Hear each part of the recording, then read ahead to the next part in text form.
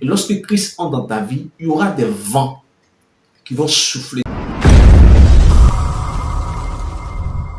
Jésus est le maître de la vie.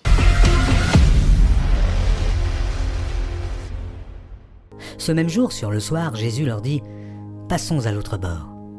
Après avoir renvoyé la foule, ils l'emmenèrent dans la barque où il se trouvait. Il y avait aussi d'autres barques avec lui.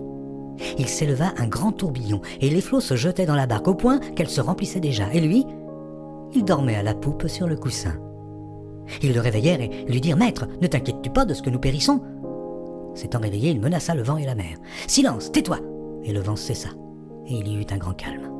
Puis il leur dit « Pourquoi avez-vous ainsi peur? Comment n'avez-vous point de foi ?» Ils furent saisis d'une grande frayeur, et ils se dirent les uns aux autres « Quel est donc celui-ci, à qui obéissent même le vent et la mer ?»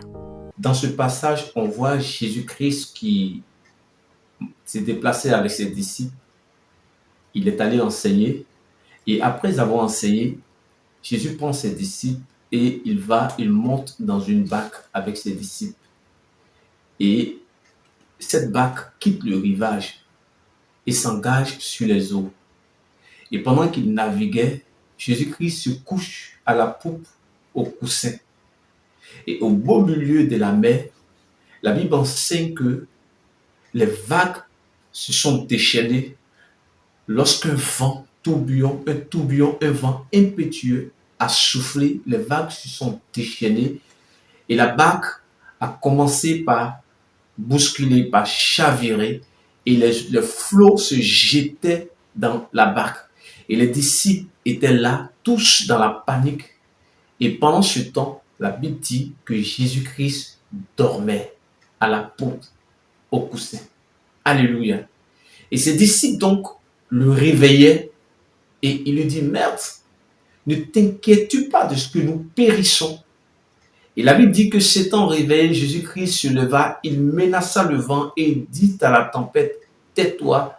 Il y eut un silence total, le vent s'est tu et la tempête s'est arrêtée. Et là, il se tourne vers ses disciples et il leur dit « Mais où est votre foi? Pourquoi avez-vous peur et où est votre foi ?» Et donc, ses disciples se regardaient les uns aux autres et ils se disaient « Mais qui est donc celui-ci à qui même obéissent le vent et la tempête ?» Cette histoire est une histoire qui te concerne, toi qui me suis en direct dans cette vidéo. Ce message t'est adressé de façon particulière en ces temps que nous traversons, qui sont des temps difficiles. Car la Bible dit dans le livre de Zacharie, rachetez le temps, car les jours sont mauvais. Nous sommes en train de traverser une période où les jours sont mauvais. Il y a toute une sorte de situations, de blocage, de problèmes que traverse l'humanité. Des problèmes de chômage, des problèmes de célibat, des problèmes de trahison, des guerres, des meurtres, des émeutes, c'est des catastrophes naturelles. Le monde traverse tout un tas de problèmes en ce moment. Le monde est en effervescence. L'humanité est en train de perdre le fil de l'histoire. L'humanité est en train de se trouver engloutie dans des problèmes et des hommes se battent tous les jours pour pouvoir trouver des solutions à leurs problèmes et jusque-là, ils n'arrivent pas à s'en sortir. Ici, voilà des disciples de Jésus-Christ qui ont cru en lui, qui ont marché avec lui. Jésus-Christ marche avec ses disciples. Il parcourait de ville en ville, opérant des miracles et faisant de grandes œuvres. Voilà le Père Christ Jésus. Il prend ses disciples, il monte dans la barque de ses disciples. Et le vent commence par souffler dans la direction de cette barque. Je voudrais t'annoncer que, en tant que chrétien, puisque mon message s'adresse plus aux enfants de Dieu, en tant que chrétien, tu es comme une barque. Et Christ est entré dans ta destinée. En tant que chrétien, tu es comme une barque. Et Jésus-Christ est entré dans ta vie. Mais ce que tu devrais savoir, c'est que lorsque Jésus-Christ entre dans ta barque, ne t'attends pas seulement à voir la prospérité, la gloire, à voir tout briller autour de toi. C'est souvent le problème que les chrétiens ont.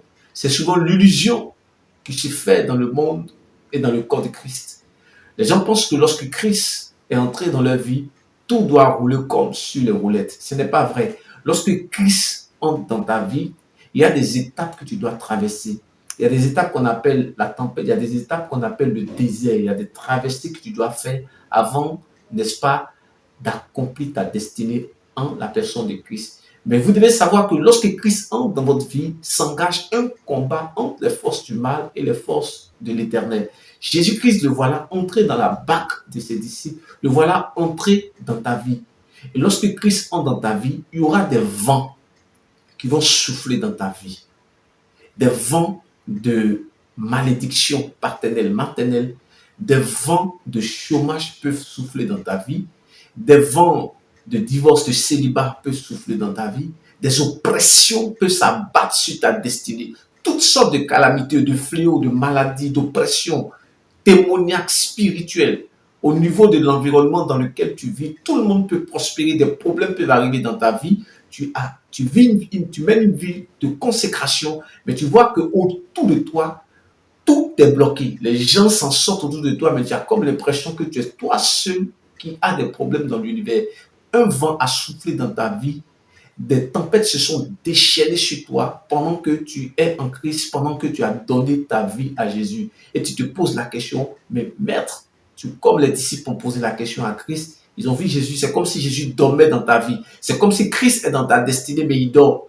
C'est comme si tu pries, tu n'as pas d'exaucement, tes prières ne sont pas exaucées. Et tu te demandes, mais est-ce que le Seigneur dort en ce qui concerne ma situation? Est-ce que Jésus dort en ce qui concerne ma vie? C'est comme si quand je prie, mes prières ne sont pas exaucées. C'est comme si le ciel est fermé au-dessus de moi et je n'ai pas de réponse à ma prière. Il y a beaucoup de chrétiens qui se trouvent dans cette situation. Et aujourd'hui, je m'adresse à toi. Tu te trouves actuellement dans des difficultés, en train de traverser des déserts extraordinaires, des déserts au travers de laquelle tu as l'impression que ta prière ne passe pas. Tu te trouves dans un désert et dans ce désert, tu as l'impression que tes jeûnes ne passent pas. Tu as l'impression que tes supplications ne touchent même pas ton plafond.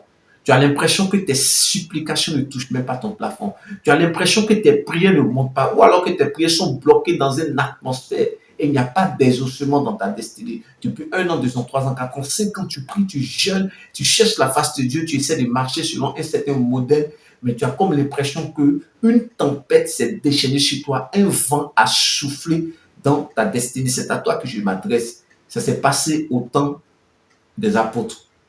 Ils avaient la foi, ils marchaient avec Christ. Ils ont vu Jésus faire des miracles. Ils ont vu Jésus sauver des vies, chasser des démons. Ils ont vu cet homme qui était dans le cimetière de Guidara, que Jésus a délivré de la folie. Des légions de démons sont sortis du corps de cet homme. Ils ont vu Jésus guérir la fille de Jairus. Ils ont vu Jésus guérir la femme qui avait une perte de sang pendant 12 ans, qui est passée de médecin en médecin et qui n'a éprouvé aucun soulagement, mais qui est venu au beau milieu de la foule, qui a touché le bord du vêtement de Jésus et qui a été guéri instantanément. Les disciples autour de Christ ont vu combien de fois Bartimée a crié, fils de David, aie pitié de moi, dans Marc 10, 45, et Jésus s'est levé, il a bondi vers Jésus, abandonnant son manteau de mendicité et d'aveuglement, et Jésus lui a posé la question, qu'est-ce que tu veux, que veux-tu que je fasse pour toi? Il a dit que je recouvre la vue. Jésus a dit qu'il te soit fait selon ta foi, et Bartimée a recouvert la vue. Et donc ces disciples étaient au courant de la capacité de miracle, de puissance, d'onction, d'autorité, de force, de suprématie qui est dans la personne de Jésus. Mais voilà, Jésus dort dans la barque dans laquelle ils sont. Jésus dort dans ta barque. Tu es comme une barque. Et tu as l'impression que Jésus dort en toi.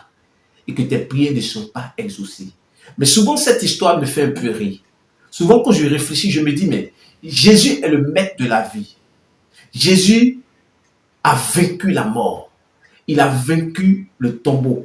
Il a vaincu toutes les forces du mal, même de son vivant, pendant qu'il était encore sur la terre, avant d'aller à la croix. Aucune force ne pouvait résister à la puissance qui était en lui. La Bible dit dans le livre de Luc chapitre 4 que lorsque Jésus est entré dans le désert, où il a été éprouvé par Satan pendant 40 jours, 40 nuits, le jour où il est sorti du désert, la Bible dit il était revêtu de la puissance de l'Esprit. Et dans le livre de Colossiens, la Bible dit qu'il pleut à l'Éternel que toute plénitude habitat en lui. Donc Jésus était l'excellence de la plénitude de la divinité.